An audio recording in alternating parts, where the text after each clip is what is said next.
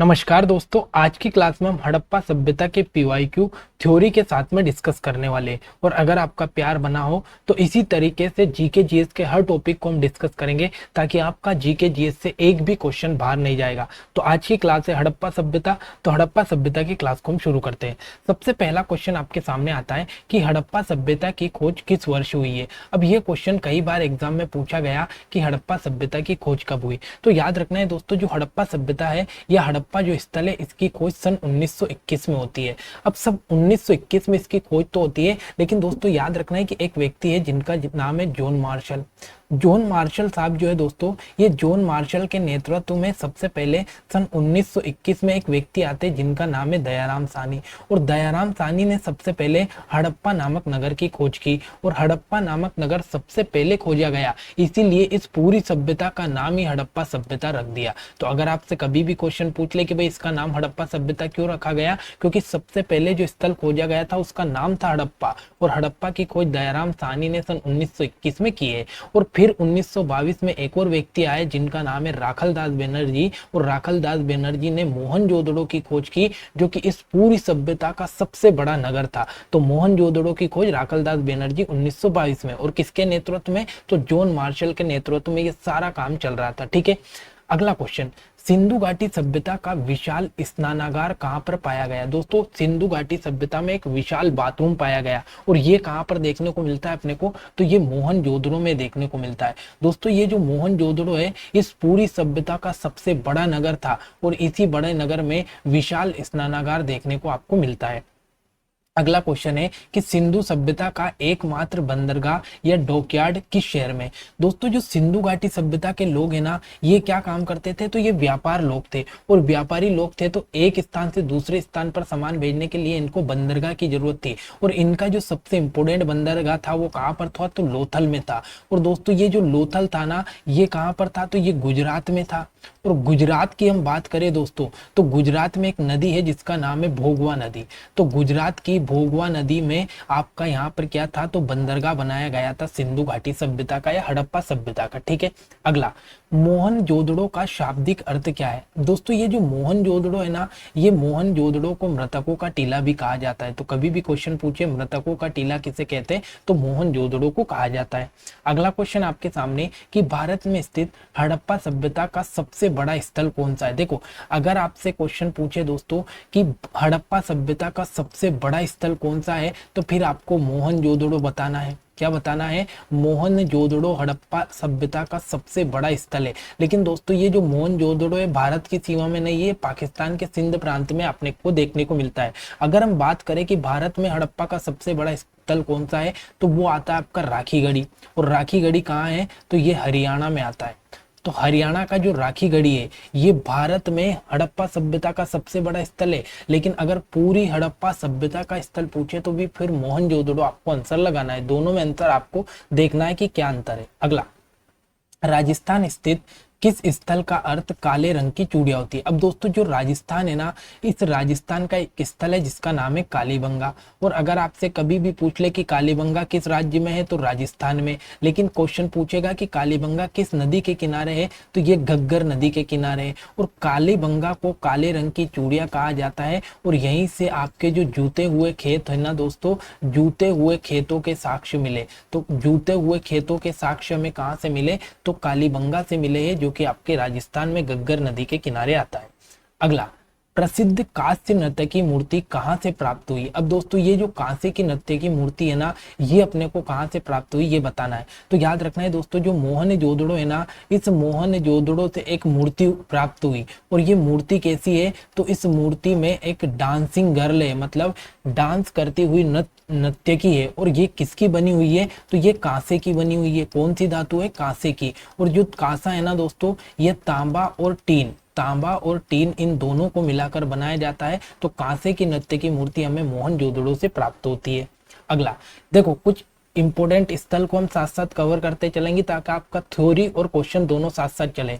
सबसे पहला स्थल अपन ने देखा दोस्तों हड़प्पा, मैंने आपको बताया कि हड़प्पा की खोज सबसे पहले सन 1921 में होती है और सबसे पहले हड़प्पा नामक स्थल की खोज हुई थी, इसीलिए इस पूरी सभ्यता का नाम हड़प्पा सभ्यता रख दिया। ये कहाँ पर आता है दोस्तों, तो पाकिस्तान के पंजाब प्रांत में आपका हड़प्पा आता है। यहाँ से सबसे इंपोर्टेंट एक तो विशाल अन्नागार मिला, इंपोर्टेंट स्टार लगा रहा हूँ, विशाल अन्नागार। एक सबसे इंपोर्टेंट है R37 प्रकार के जो कब्रिस्तान है, ये R37 कब्रिस्तान कहाँ से मिले, हड़प्पा से। एक तांबे का पैमाना बैलगाड़ी, तो ये दो इंपोर्टेंट आपको याद रखना है, विशाल अन्नागार और एक R37 कब्रिस्तान। उसके बाद में हम बात करें मोहनजोदड़ो की दोस्तों, तो ये पाकिस्तान के सिंध प्रांत में आता है और ये यहाँ पर मान स्नानागार मिला है। तो मैंने भी आपको बताया था मान स्नानागार कहाँ से मिला, मोहनजोदड़ो से। एक कांसे की नृत्य की मूर्ति, जो कि सबसे ज्यादा बार क्वेश्चन पूछा गया है कि कांसे की नृत्य की मूर्ति कहाँ से प्राप्त हुई। एक दाढ़ी वाला पुजारी जिसको पशुपति शिव बोला है, तो ये आपको मिला है। एक विशाल अन्नागार और सभा भवन, तो ये कुछ इंपोर्टेंट है जहां पर मैं स्टार लगा रहा हूं, इनको ज्यादा ध्यान देना है। फिर एक आता है दोस्तों धोलावीरा, और धोलावीरा कहाँ पर आता है, तो कच्छ गुजरात में आता है। सबसे इंपॉर्टेंट यहाँ से जो चीज मिली है वो है आपका जल संरक्षण प्रणाली। तो जल संरक्षण की प्रणाली कहाँ से मिली है, तो धोलावीरा से। एक स्टेडियम आपको याद रखना है, शिलालेख आपको याद रखना है, यहाँ से शिलालेख प्राप्त होता है और ये नगर 3 भागों में बसा हुआ था। अब तक जितने भी हड़प्पा सभ्यता के नगर थे ना दोस्तों, वो 2 भागों में बटा हुआ था, लेकिन ये धोलावीरा आपका 3 भागों में बटा हुआ था। ये इंपॉर्टेंट याद रखना है। और सबसे अच्छा जल संरक्षण प्रणाली कहाँ पर थी, तो ये धोलावीरा में थी। फिर आता है दोस्तों लोथल, और लोथल कहाँ आता है, तो गुजरात में आता है। यहाँ सबसे प्राचीनतम गोदी यानी कि बंदरगाह मिला है, मनका बनाने यानी कि मोती बनाने का कारखाना मिला है। ये 2 चीज आपको याद रखना है, गोदी और आपका मनका। तो ये इंपोर्टेंट एग्जाम में पूछा गया है, ठीक है। अगला क्वेश्चन आपके सामने कि पशुपति महादेव की मूर्ति हड़प्पा स्थल से प्राप्त हुई, मतलब पशुपति जो महादेव है, इनकी जो मोर है वो अपने को कहाँ पर देखने को मिलती है, तो मैंने बताया मोहनजोदड़ो। ये मोहनजोदड़ो इस सभ्यता का सबसे इंपोर्टेंट नगर है और कुछ इस प्रकार की मोर आपको दिखाई देगी। इसमें बीच में आपको पशुपति शिव दिखाई देंगे और इनके बगल में गेंडा शेर की प्रतिमा दिखाई देगी। तो ये वाली मोर अपने को कहाँ से मिली है, मोहनजोदड़ो से। अगला है कि हड़प्पा सभ्यता के लोगों का मुख्य अनाज क्या था।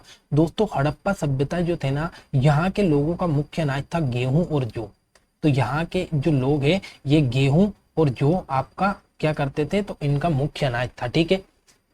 अगला, सिंधु घाटी सभ्यता के लोग किस धातु से अनभिज्ञ थे। दोस्तों जो सिंधु घाटी सभ्यता है ना, इस सिंधु घाटी सभ्यता के जो लोग हैं वो लोहे से अनभिज्ञ थे, मतलब इनको लोहे की जानकारी बिल्कुल भी नहीं थी। इनको लोहे की जानकारी बिल्कुल भी क्यों नहीं थी, क्योंकि दोस्तों सिंधु घाटी सभ्यता का जो टाइम पीरियड है ये 2500 ईसा पूर्व से लेकर 1750 ईसा पूर्व का माना जाता है, 1700 ईसा पूर्व का माना जाता है। लेकिन ये जो लोहा है ना दोस्तों, इसकी खोज कब होती है, तो 1000 ईसा पूर्व के बाद में, 1000 ईसा पूर्व में लोहे की खोज होती है, मतलब उत्तर वैदिक काल में लोहे की खोज होती है। तो जो हड़प्पा सभ्यता या सिंधु घाटी सभ्यता के लोग हैं वो लोहे के बारे में बिल्कुल भी नहीं जानते थे।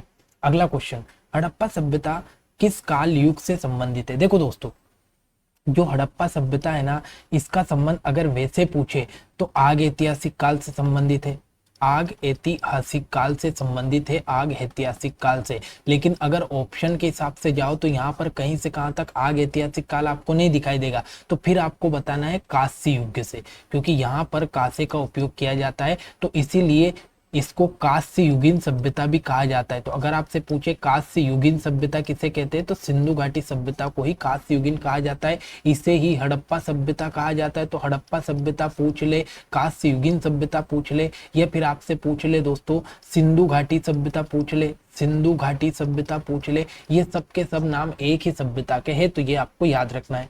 अगला, सिंधु घाटी सभ्यता के निवासियों को जानने का मूल स्रोत क्या है। देखो यहाँ के निवासियों को जानने का सबसे अच्छा स्रोत है दोस्तों यहाँ की मोहरें।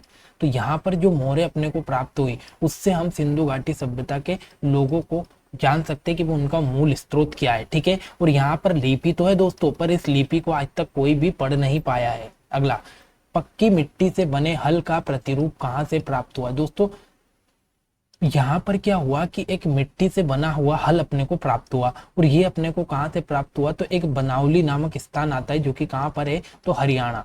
तो हरियाणा का बनावली नामक स्थान है, यहाँ से हमें पक्की मिट्टी से बना हल प्राप्त होता है, ठीक है। देखो ये कितनी चीजें अपने को बता रहा है, कहीं पर कांसे से बनी मूर्ति प्राप्त हो रही है, कहीं मिट्टी से बना हुआ हल, तो कहीं जुते हुए खेत प्राप्त हो रहे हैं। मतलब हम देख सकते हैं कि उस पुराने टाइम पर भी ये सभ्यता कितनी विकसित थी। अगला, किस स्थल से हमें घोड़े की हड्डियों के अवशेष मिले?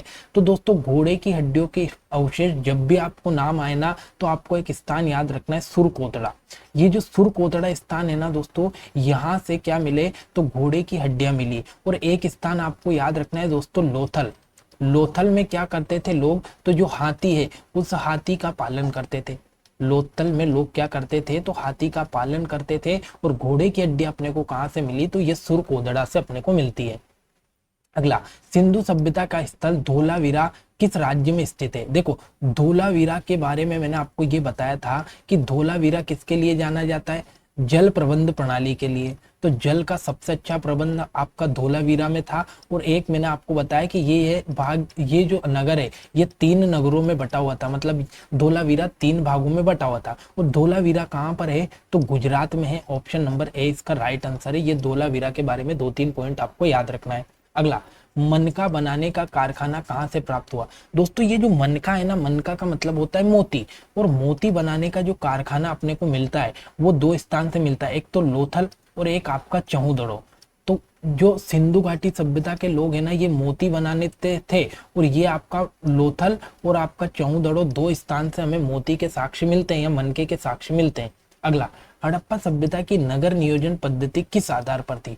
दोस्तों जो हड़प्पा सभ्यता की नगर नियोजन प्रणाली थी ना, वो ग्रिड प्रणाली थी। कैसी थी? ग्रिड प्रणाली। अब ग्रिड प्रणाली क्या होती है, ये देखो, ये इस प्रकार के जो घर बने होते हैं इसे कहा जाता है ग्रिड प्रणाली। ग्रिड प्रणाली का मतलब ये होता है कि एक तो यहाँ की जो सड़कें वो पक्की ईंटों की बनी हुई है और चौड़ी सड़कें होती है।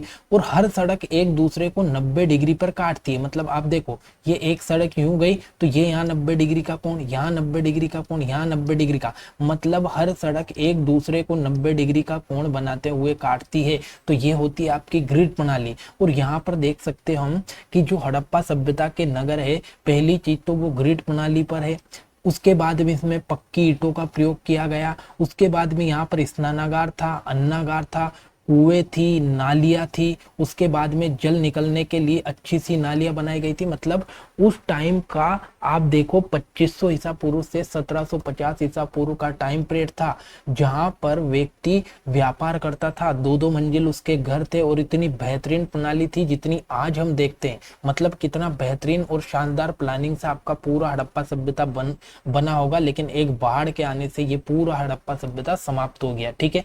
अगला, कि बिना दुर्ग वाला एकमात्र हड़प्पा शहर कौन सा था? मतलब अभी तक हम बात कर रहे थे कि जो धोलावीरा 3 भागों में बटा हुआ था, लेकिन ये बिना दुर्ग वाला एकमात्र स्थान था, जो था कौन सा दोस्तों? चौदड़ो। तो ऑप्शन नंबर 20 का राइट आंसर है। अगला, हड़प्पा की अधिकांश मोहरें किससे बनी होती है? दोस्तों ये जो हड़प्पा सभ्यता है ना, यहाँ की अपने को मोहरें देखने को मिलती है। और ये जो मोहरें है ना, ये विशेष प्रकार के तत्व से बनी होती है जिसको नाम है सेल खड़ी। क्या नाम है? तो इसे कहा जाता है सेल खड़ी। तो हड़प्पा सभ्यता की जितनी भी मोहरें है वो किसकी बनी होती है? सेल खड़ी की बनी होती है। अगला, हड़प्पा सभ्यता की जो लिपि है वो किस प्रकार की थी? याद रखना है कि हड़प्पा सभ्यता की लिपि अपन ने देखी तो है कि लिपि कैसी है, लेकिन इस लिपि को आज तक कोई पढ़ नहीं पाया। ये चीज आपको याद रखना है। लिपि तो अपने को याद है कि लिपि कैसी है, लेकिन इसे पढ़ नहीं पाया। ये जो लिपि थी ये भाव चित्रात्मक थी। भाव चित्रात्मक मतलब यहाँ की जो लिपि है वो चित्र के माध्यम से दर्शाई गई है। जैसे हम देखो, ये इस प्रकार की चीटी थी, चित्रात्मक यहाँ पर लिपि थी। इसमें क्या होता है कि पहले दाएं से बाएं चलती थी, फिर बाएं से दाएं चलती थी। मतलब पहले ये जो लिपि है कुछ इस प्रकार से दाएं से बाएं चलेगी और फिर ये कहाँ से, तो फिर बाएं से दाएं चलेगी। मतलब इस प्रकार से चलेगी कि पहले इधर से इधर और फिर इधर से इधर। तो ये आपका लिपि थी, दाएं से बाएं फिर बाएं से दाएं, और आपटी थे। मतलब अभी तक इसको कोई पढ़ नहीं पाया। और चित्रात्मक थी, मतलब कुछ इस प्रकार से चित्र बना बनाकर इस लिपि को दर्शाया गया है। तो ये चीज आपको याद रखना है। अगला, हड़प्पा सभ्यता के लोगों का मुख्य व्यवसाय क्या था? देखो, यहाँ के जितने भी लोग थे ना दोस्तों, वो व्यापारी लोग थे। पहली चीज, व्यापारी लोग थे। तो दोस्तों ये जो हड़प्पा सभ्यता थी ना, ये कैसी थी? तो ये एक प्रकार की शहरी सभ्यता थी। मतलब यहाँ के जितने भी लोग थे वो शहरों में निवास करने वाले लोग थे। और ये क्या करते थे? तो ये व्यापारी लोग थे, व्यापार का काम करते थे। इसीलिए इनके लिए बंदरगाह बना हुआ था लोथल में, वहीं से इनका व्यापार होता था। ये विदेशों से भी आयात निर्यात करते थे। अगला, हड़प्पा वासी किस वस्तु के उत्पादन में विश्व में अग्रणी थे? दोस्तों, हड़प्पा वासी जो थे ना, पूरे विश्व में कपास या कॉटन के लिए विश्व में फेमस थे। तो हड़प्पा के लोग कपास के लिए बहुत ज्यादा जाने जाते थे, तो ये चीज आपको याद रखना है। और दोस्तों, अगर आपसे पूछे ना कपास जो या फिर गेहूं के लिए एक स्थान आता है मेहरगढ़, तो ये मेहरगढ़ का आपको नाम याद रखना है। बड़ा इंपोर्टेंट स्थान था मेहरगढ़, जिसको आपका रोटी की टोकरी कहा जाता था। तो ये चीज आपको याद रखना है। अगला, हड़प्पा सभ्यता में ईंटों का अनुपात क्या था? मैंने आपको ये कहा दोस्तों कि हड़प्पा सभ्यता में जो घर है वो पक्की ईंटों के बने हुए थे, और पक्की ईंटों के बने हुए थे। तो ये जो ईंट था ना, इसका रेशा था 1:2:4। तो 1:2:4 इसका रेशो आपको याद रखना है, क्योंकि पक्की ईंटों से यहाँ के घर बने हुए थे। अगला, सिंधु सभ्यता का सबसे उत्तरी स्थल मांडा किस नदी के किनारे? देखो, सिंधु घाटी सभ्यता का सबसे उत्तरी स्थल आपसे पूछे ना दोस्तों, तो मांडा है। और मांडा कहाँ पर है? तो ये जम्मू कश्मीर में था। कहाँ पर था? तो जम्मू कश्मीर में आपका मांडा था। और आपसे पूछा है कि भाई जम्मू कश्मीर में जो मांडा था ये किस नदी के किनारे था? तो ये चिनाव नदी के किनारे था। तो सिंधु घाटी सभ्यता का सबसे उत्तरी स्थल मांडा हो गया। आपसे राज्य पूछे तो जम्मू कश्मीर, और नदी पूछे तो चिनाव नदी। अगला, सिंधु घाटी सभ्यता का सबसे दक्षिणी स्थल दाइमाबाद कहाँ स्थित है? देखो, दाइमाबाद अगर पूछे कि किस नदी के किनारे है, तो आपको बताना है गोदावरी नदी के किनारे। फिर आपसे पूछे किस राज्य में है, तो ये महाराष्ट्र में। तो सबसे उत्तरी स्थान तो जम्मू कश्मीर में, और सबसे दक्षिणी स्थान महाराष्ट्र में है, जिसका नाम है दाइमाबाद, और गोदावरी नदी के किनारे। फिर अगर आपसे पूछे सबसे पूर्वी स्थल कहाँ है, तो ये है आपका दोस्तों आलमगीरपुर। और कहाँ पर आता है? ये उत्तर प्रदेश में। और अगर आपसे कभी भी पूछ ले कि आलमगीरपुर किस नदी के किनारे है, तो ये हिंडन नदी के किनारे है। कौन सी नदी है? तो हिंडन नदी के किनारे आलमगीरपुर है। और फिर बात आती है सबसे पश्चिमी स्थल की, जिसका नाम है सुतका गेंडोर। और सुतका गेंडोर अगर आपसे पूछे कि कहाँ पर है, तो ये बलूचिस्तान पाकिस्तान में आता है दोस्तों, बलूचिस्तान पाकिस्तान में। और अगर आपसे पूछे कि किस नदी के किनारे है, तो ये दास्क नदी के किनारे है, दास्क नदी के किनारे आपको देखने को मिलता है। तो इतनी चीजें आपको याद रखनी है। अगला, हड़प्पा स्थल लोथल किस नदी के किनारे? देखो, मैंने आपको कहा था कि हड़प्पा का एक इंपोर्टेंट स्थल है लोथल। और लोथल किस नदी के किनारे है? तो भोगवा नदी के किनारे, भोगवा नदी के किनारे, जो कि कहाँ पर आता है? तो गुजरात में आता है, गुजरात में आता है। मैंने आपसे ये कहा कि लोथल के बारे में 2-3 चीजें आपको याद रखना है, कि एक तो मनके बनाने का कारखाना यहाँ पर मिलता है। एक अगर आपसे पूछ ले कि भाई लोथल में क्या मिलता है, तो बंदरगाह मिलता है, बंदरगाह मिलता है। 2-3 पॉइंट और इससे आपको याद रखना है, जो आगे क्वेश्चन में आ रहे हैं। अगला, मोहनजोदड़ो किस नदी के तट पर था? मैंने आपसे ये कहा दोस्तों कि हड़प्पा सभ्यता का एक स्थल है मोहनजोदड़ो, जिसकी खुदाई 1922 में राखलदास बनर्जी ने की थी। और ये हड़प्पा सभ्यता का सबसे बड़ा नगर है। और ये किस नदी के किनारे है? तो सिंधु नदी के किनारे।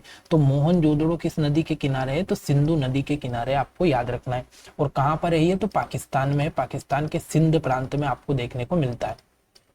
ये देखो, कुछ और स्थल में आपके सामने लाए। पिछली स्लाइड में कुछ स्थल किए थे, अब इस स्लाइड में और करते हैं। जैसे कालीबंगा अगर आपसे पूछे ना दोस्तों कि कालीबंगा कहाँ पर है, तो ये राजस्थान में आता है। सबसे इंपॉर्टेंट आपको इससे याद रखना है कि जूते हुए खेत जो है वो अपने को कहाँ से मिले, तो ये कालीबंगा से मिले। और एक भूकंप का जो साक्ष्य है, ये भूकंप का साक्ष्य भी हमें कहाँ से मिला? कालीबंगा से। ये इंपॉर्टेंट आपको याद रखना है। फिर बात आती है दोस्तों राखीगढ़ी। और राखीगढ़ी किस राज्य में है? तो हरियाणा में। सबसे इंपॉर्टेंट कि भारत में सबसे बड़ा स्थल कौन सा है? तो भारत में हड़प्पा का सबसे बड़ा स्थल है आपका राखीगढ़ी। तो अगर पूरी हड़प्पा सभ्यता का पूछे तो वो तो मोहनजोदड़ो है, लेकिन सिर्फ भारत की पूछे ना, तो भारत में आपका राखीगढ़ी है। फिर आता है दोस्तों बनावली। और बनावली किस राज्य में है? तो ये हरियाणा में है। और यहाँ पर खिलौना हल मिला है। एक तो ये इंपॉर्टेंट है कि मिट्टी का बना जो हल है वो कहाँ से मिला? वो बनावली से मिला है। फिर अगर आपसे पूछे दोस्तों जौ के प्रमाण, तो ये भी बनावली से मिले, लेकिन बनावली में सबसे इंपॉर्टेंट है मिट्टी का बना हुआ हल। फिर एक आता है दोस्तों रोपड़, जो कि पंजाब में है, सतलज नदी के किनारे। और यहाँ पर मानव के साथ कुत्ते को दफनाया गया। सबसे इंपोर्टेंट पॉइंट है, मानव के साथ कुत्ते को कहां पर दफनाया गया? रोपड़ में, जो कि पंजाब में सतलज नदी के किनारे। एक आता है दोस्तों सुरकोदड़ा, जो कि गुजरात में आता है। और सुरकोदड़ा से हमें घोड़े की अस्थियां मिलती है। ये सबसे इंपोर्टेंट पॉइंट है, घोड़े की अस्थियां में सुरकोदड़ा गुजरात से मिलती है। रोपड़ में मानव के साथ में कुत्ता दफनाया गया। बनावली में आपका मिट्टी का हल है। राखीगढ़ी भारत में सबसे बड़ा स्थल है। और कालीबंगा में जूते हुए खेत और भूकंप मिला है। अगला, हड़प्पा स्थल किस नदी के तट पर स्थित है? दोस्तों हड़प्पा की हम बात करें तो ये आपको याद रखना है रावी नदी के किनारे है। और सबसे पहले हड़प्पा स्थल की खोज 1921 में की थी किसने? तो दयाराम साहनी ने। दयाराम साहनी के द्वारा इसकी खोज की थी और सबसे पहले खोजा गया स्थल हड़प्पा था। अगला, चौदड़ों के उत्खनन का निर्देशन किसने किया? तो दोस्तों ये जो चौदड़ो है ना, इसको किसने खोजा? तो J.H. मेके साहब ने खोजा। J.H. मेके साहब ने चौदड़ों का उत्खनन किया है, सबसे इंपॉर्टेंट क्वेश्चन है। अगला, हड़प्पा सभ्यता में किस स्थल में अन्नागार प्राप्त हुआ? देखो हड़प्पा सभ्यता में जो अन्नागार है ना दोस्तों, वो एक तो मोहनजोदड़ो से भी प्राप्त हुआ और हड़प्पा से भी प्राप्त हुआ, मतलब उपरोक्त दोनों। ऑप्शन नंबर सी इसका राइट आंसर होगा। लेकिन अगर आपसे पूछे ना दोस्तों स्नानागार कहाँ से प्राप्त हुआ, तो ये जो स्नानागार है ना, ये आपका मोहनजोदड़ो से प्राप्त हुआ।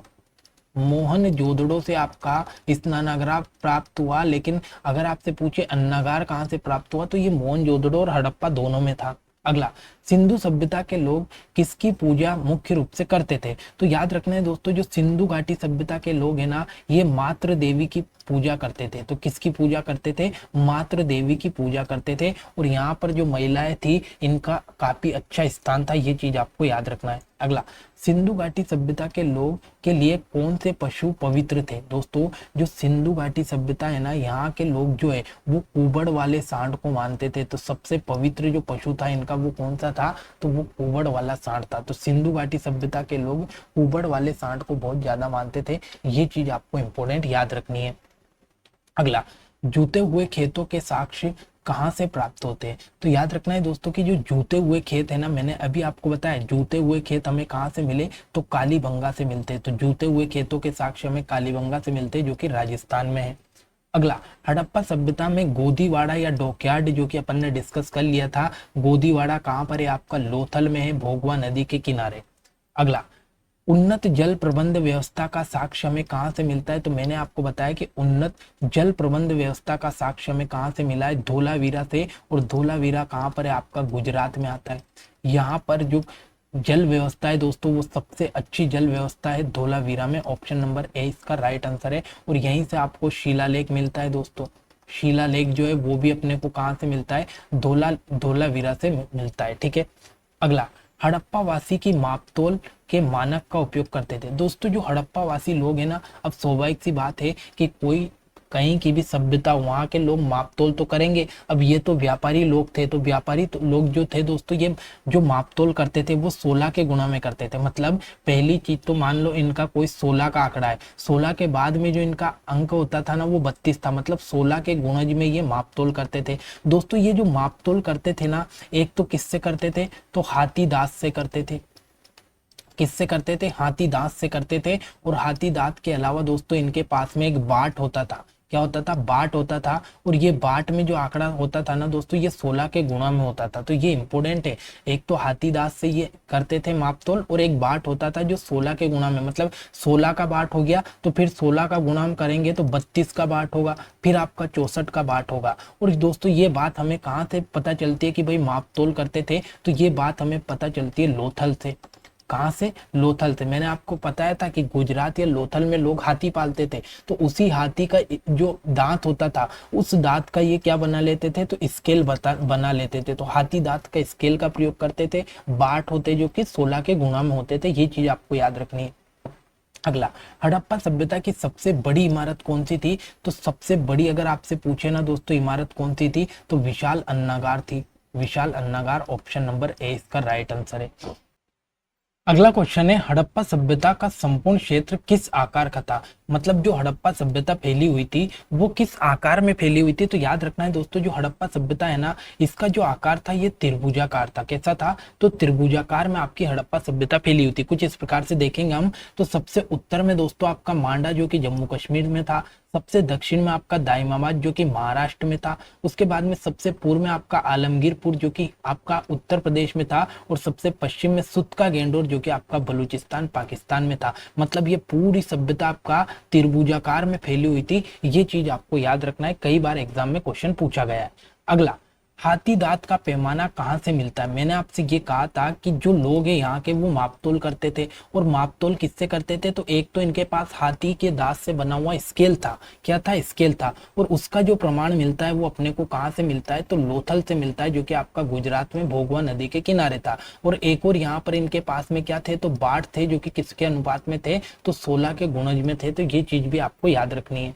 अगला, युगल शवदान का साक्ष्य कहाँ से मिला? मतलब यहाँ पर एक साथ दो दो लोगों को दफनाया जाता था, और युगल शवदान का जो साक्ष्य हमें मिलता है वो कहाँ से मिलता है? तो लोथल से मिलता है, जो कि गुजरात में है। अगला, किस स्थल पर स्टेडियम का साक्ष्य अपने को मिलता है? मैंने आपसे कहा था कि जब आगे आऊंगा तो मैं बताऊंगा कि जो धोलावीरा है, इस धोलावीरा से हमें स्टेडियम के साक्ष्य भी मिलते हैं। तो धोलावीरा से जल प्रबंध प्रणाली हो गई आपकी, स्टेडियम के साक्ष्य हो गए आपके, उसके बाद में 3 नगरों में ये विभाजित था। तो ये चीजें धोलावीरा से आपको याद रखनी है। अगला, सिंधु सभ्यता किस प्रकार की सभ्यता मानी जाती है? दोस्तों ये जो सिंधु सभ्यता है ना, मैंने आपसे कहा कि ये नगरी सभ्यता है। नगरी मतलब शहरी सभ्यता है। शहरी सभ्यता है मतलब यहाँ के जो लोग हैं वो शहरों में निवास करने वाले लोग थे। तो ये शहरी या नगरी सभ्यता मानी जाती है। सिंधु घाटी सभ्यता बहुत ही ज्यादा विकसित सभ्यता थी। यहाँ के जो लोग थे वो व्यापारी थे दोस्तों, व्यापारी थे। मोस्ट इंपोर्टेंट, यहाँ के जो घर थे ना दोस्तों, वो पक्के घर बने हुए थे, पक्के घर बने हुए थे। यहाँ पर प्रॉपर नालियां बनी हुई थी, यहाँ पर प्रॉपर नालियां बनी हुई थी। जल प्रबंध यहाँ पर किया गया है। मतलब यहाँ के जो घर है पक्के बने हुए थे और 2 मंजिल बने हुए थे। तो आप जान सकते हो कि ये जो सभ्यता है ये कितनी ज्यादा विकसित थी। और यहाँ के लोग जो थे ना दोस्तों, वो व्यापारी थे। मतलब ये दूसरे देशों से भी यहाँ पर व्यापार करते थे, देशों से भी आयात निर्यात का काम करते थे। तो ये बहुत ही इंपॉर्टेंट सभ्यता थी आपके लिए। कुछ स्थल अपन ने कर लिए थे, कुछ और स्थल है जो कि आपको याद रखना है। एक आता है दोस्तों चौदड़ो, जो कि पाकिस्तान के सिंध प्रांत में आता है। मैंने आपको बताया था कि एक तो यहाँ पर मनके बनाने का कारखाना बहुत ही इंपॉर्टेंट है। और दोस्तों जो सौंदर्य प्रसाधन है ना, वो भी आपको यहाँ से मिले। एक तो लिपस्टिक यहाँ से मिली। मतलब सौंदर्य प्रसाधन अगर आप कभी भी पूछ ले तो वो आपको मेकअप का सामान भी चौदड़ो से मिलता है। एक आता है दोस्तों कोट दीजी, तो ये सिंध पाकिस्तान में, ये पूर्व हड़प्पा संस्कृति यहाँ पर इंपॉर्टेंट नहीं है। सूत का और मैंने आपको बता दिया बलूचिस्तान में दाश्क नदी के किनारे है, और ये सबसे पश्चिमी स्थल था हड़प्पा का। आलमगीर मैंने बताया था मेरठ यूपी में है दोस्तों, सबसे पूर्वी स्थल है। मांडा मैंने आपको बताया था जम्मू कश्मीर में है, जो कि सबसे उत्तरी स्थल है। और दहिमाबाद मैंने आपको बताया था महाराष्ट्र में है, जो कि सबसे दक्षिणी स्थल है। तो ये कुछ इंपोर्टेंट स्थल अपन ने देखे। तो देखो हड़प्पा सभ्यता अपन ने पूरी कंप्लीट कर ली है, और हड़प्पा सभ्यता कंप्लीट करने के बाद में हड़प्पा की जितनी भी चीजें हैं वो भी अपन ने कंप्लीट कर ली। तो दोस्तों आशा करता हूँ आज की क्लास आपको अच्छी लगी होगी। अगर क्लास अच्छी लगे तो डेली इसी प्रकार से क्लास लाते रहेंगे ताकि आपकी तैयारी बेहतर हो। तो मिलते हैं अगली क्लास में, तब तक के लिए जय हिंद जय भारत।